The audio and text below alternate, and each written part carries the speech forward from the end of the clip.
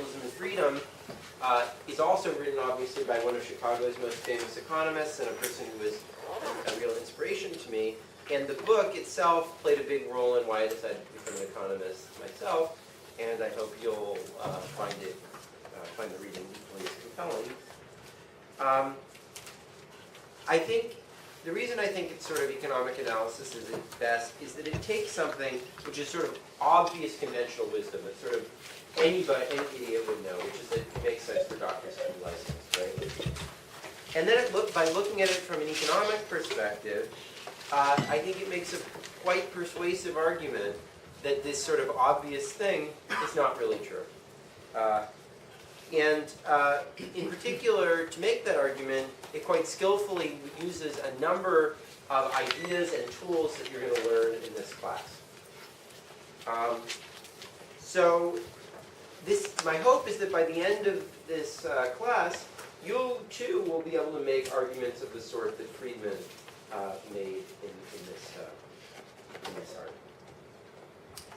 Okay, so Ishin,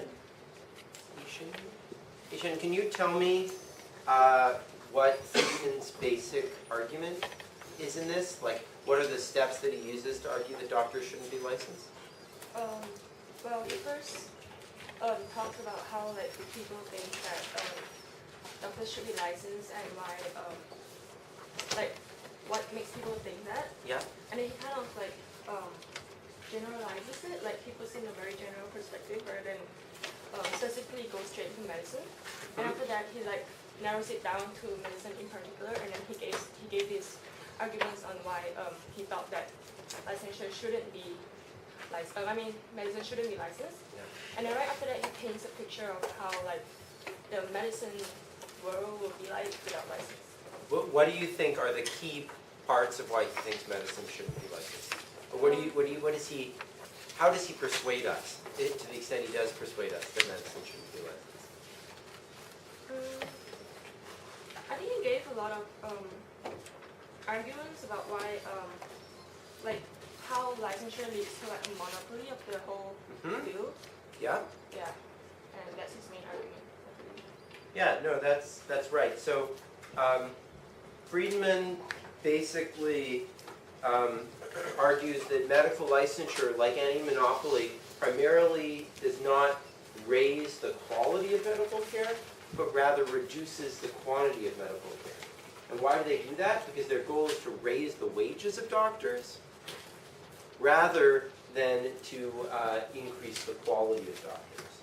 And in fact, he argues that this ends up lowering the quality because everyone gets 5 minutes with their one doctor because it's so expensive to get a doctor rather than getting a thorough treatment for a longer period of time, for example. He also argues that almost all of the benefits from licensing doctors can be obtained not by licensing them, but just by certifying them. So the government would go through and say, this is a good doctor, this is a bad one, but you can choose to use a good or a bad doctor. Yeah? Sharda? Sure. Also the fact that licensure is said to be like for the good of the public, right? But the interested party in question is just doctors themselves who are licensed and have various wages and restricting the people who get it, and that's the Yeah. charge. Yeah, well, so I'll talk about that in just a minute, but that's right. That's absolutely right. So he says that medicine should be open to, all, you should be certified, but it should be open to anyone, and that any other system will become too politically manipulated. In particular, while it might seem like it's a good thing to have licensing of doctors if it's not controlled by the doctors, if it's controlled by an independent agency, in reality, because the doctors are the experts on medicine, they're going to be the ones who end up controlling the system of medical licensure. Yeah. What's your name? Tejas. Tejas? Yeah, T-E-J-S. I was wondering, so you talked about in the beginning a little bit of like a caste system, how it's like a social way to make sure that people are doing their jobs. It's not like licensing, but if you did have certification and it became to the point where like it was a social norm that like you had to make sure that people had certain certifications, and there was like a limit to how many certifications went out, like wouldn't that cause the same problem? No, I think that's an extremely good point, and I'll talk about that in just a minute, but I think his argument is, well, let me ask, does anyone know how would Friedman respond to what Tejas just said? Yeah. Certification doesn't necessarily restrict the right to practice. So anyone can still practice, but being certified is kind of like getting a quality sticker. But I think what Tejas was saying was that would not really in practice work, because in the end everyone would expect anyone to be certified. So what does he think the benefit that a certification system, what check does he think it puts on the potential abuse of the licensure system? Yeah.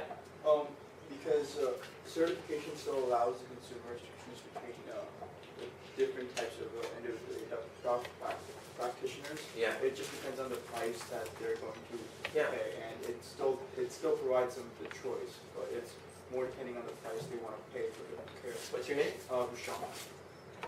Can you spell that? VRUSHANK. Yeah. Oh, did you have something? Yeah, and there's also like the private market could provide other options for certification. Yeah. Quality. Yeah. Yeah. That's right. So what's your name? Ed. Ed. So yeah, I mean, my basic view is that, you know, and I think Friedman's view would be that the benefit of certification over licensure is that if the licensure system gets completely corrupted and is no longer looking out for consumers, but instead, then people can say, screw this, you know, this is like not serving my interest, let me go do something else. Now that won't happen normally, but the fact that it could happen will force the system to operate in a much less corrupt manner. I think that's basically his idea. Yeah. What's your name? Vidar, V-I-D-U-R.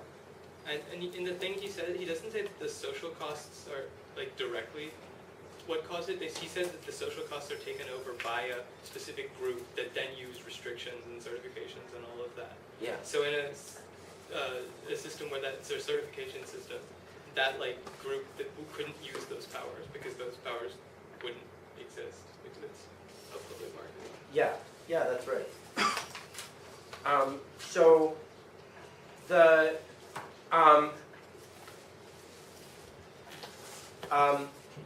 so Friedman basically has several steps in making his argument.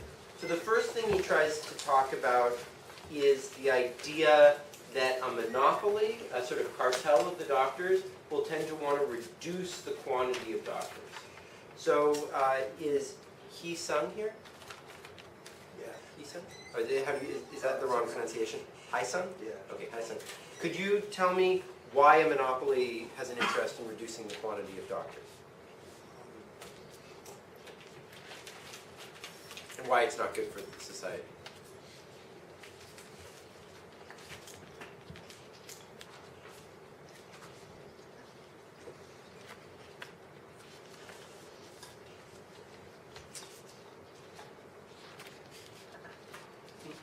Okay, why doesn't someone else jump in? Do you want to jump in? Yeah. Like with the idea with the principle monopolies and companies the way they would run, it would make sense that like, by restricting the number of doctors you have, it makes referrals go strictly to those doctors, increasing their wages. Yeah. So That's right. What's your name?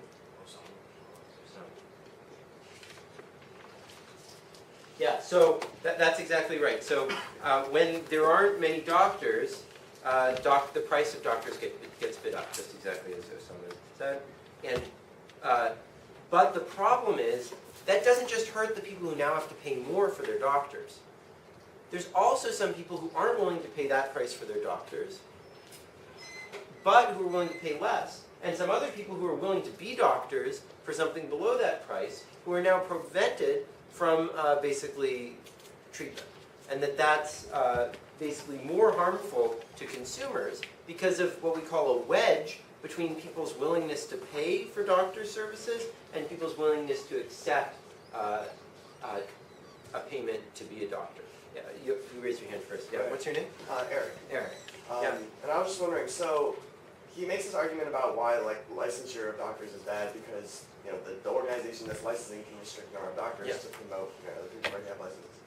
Why is this not a problem with certification? You know, I mean, sure it wouldn't be as dramatic, but right? So like the doctors who have run the certification process, who already have the certification, want to restrict it in order to make theirs more valuable. Yeah, I mean, I think that that's correct, but I think that as we were talking about before, there's a real check on that system.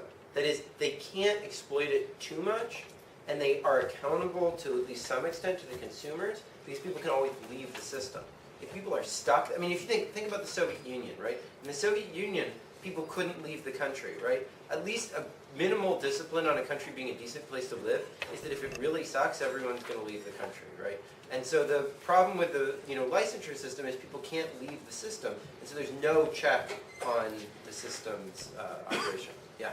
I think that like goes in like hand in hand with this idea that certification is probably better because it prevents like by having people that having an option to go to a person that's less expensive that wouldn't cost as much.